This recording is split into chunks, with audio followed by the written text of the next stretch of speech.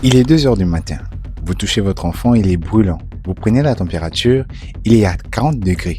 Et là, tout de suite, vous êtes stressé, vous paniquez parce que vous vous demandez que faut-il faire, quelle molécule donner, comment administrer le médicament. Ça tombe bien, je vous explique. Salut, je suis Grasko Makanga, doctorant en médecine à l'Université des sciences de la santé d'Ovendo au Gabon, passionné de santé publique. Et aujourd'hui, nous inaugurons une nouvelle série qui se tiendra tous les vendredis et samedis, Urgence à la maison. C'est maintenant sur Info Santé.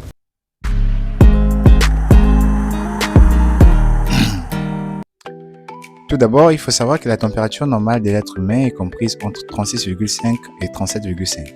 Lorsqu'ils sont en dessous de 36,5, on parle d'hypothermie. Et lorsque c'est au-dessus de 37,5, on parle des hyperthermies. Dans les hyperthermies, là, il y a deux classes. Il y a de 37,5 jusqu'à 38 degrés qui sont des fébricules ou encore des petites fièvres. Et à partir de 38 en montant, ce sont des grandes fièvres. Et c'est là où ça devient inquiétant.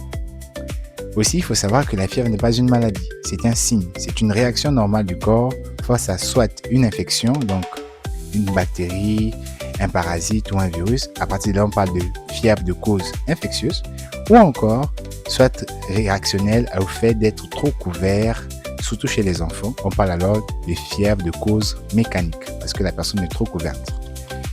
D'accord, on sait désormais c'est quoi la fièvre et à quel moment on en parle. Mais la question demeure. Que faut-il faire lorsque notre enfant fait de la fièvre? Tout d'abord, en tant que parent, vous devez d'abord vous calmer pour bien gérer la situation. La première chose à faire, c'est déshabiller l'enfant, déshabiller le bébé, le garder uniquement avec la couche ou encore avec les sous-vêtements chez les petits enfants et ensuite recontrôler la température. Si lorsque vous recontrôlez la température 5 minutes plus tard, elle est toujours à 38, 39 en montant, il y a toujours cette fièvre-là, à partir de cet instant, vous donnez du paracétamol, mais selon le poids de votre bébé. Donc, le paracétamol est une molécule que l'on trouve dans plusieurs médicaments. Donc, ce sont les médicaments que j'affiche ici.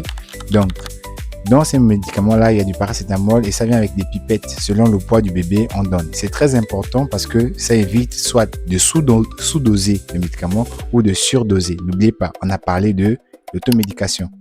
Donc, vous donnez du paracétamol, ensuite vous surveillez la température. Et bien évidemment, vous devez bien hydrater l'enfant parce que puisqu'il fait de la fièvre, il se met à transpirer, il se déshydrate. Et pour éviter cela, vous devez bien veiller à ce que l'enfant soit hydraté. Chez les enfants de moins de 6 mois, on ne donne pas de l'eau, on donne le sein. Mais attention, il y a des choses qu'il ne faut pas faire. Il y a des attitudes qu'il faut proscrire. Il faut éviter ou il est interdit même de faire des bains glacés à l'enfant parce qu'il fait de la fièvre ou encore de donner des antibiotiques ou encore des médicaments qui ne sont pas du tout du paracétamol sans avoir vu un médecin. C'est pas du tout recommandé. D'autre part, on ne fait pas de mélange ou on ne donne pas des anciennes ordonnances parce que lorsqu'il avait fait de la fièvre et que vous aviez consulté un pédiatre, il avait donné telle molécule, tel médicament, assurément pour cette fois encore, ce sera la même chose. Non, parce que ce n'est plus peut-être le même poids, ce n'est plus peut-être la même maladie. Du coup, on ne fait pas de l'automédication. Très bien. Là encore, c'est bon. Mais à quel moment faut-il alors appeler les secours? Quand faut-il aller aux urgences? À quel moment doit-on aller à l'hôpital? La survenue de la fièvre devient une urgence lorsque votre enfant vomit, tout ce qu'il boit, tout ce qu'il mange. Lorsque ça survient chez un enfant de moins de 3 mois, c'est une urgence. Si la fièvre persiste plus de 48 heures, donc plus de 2 jours, après avoir donné du paracétamol selon le poids de l'enfant, si ça persiste toujours, il faut consulter. D'autre part, si l'enfant vomit tout ce qu'il mange, tout ce qu'il boit, tout ce qu'il prend, il vomit, il faut aller à l'hôpital. Si l'enfant convulse, s'il a des mouvements involontaires, il a des yeux qui se révulsent, il faut aller à l'hôpital.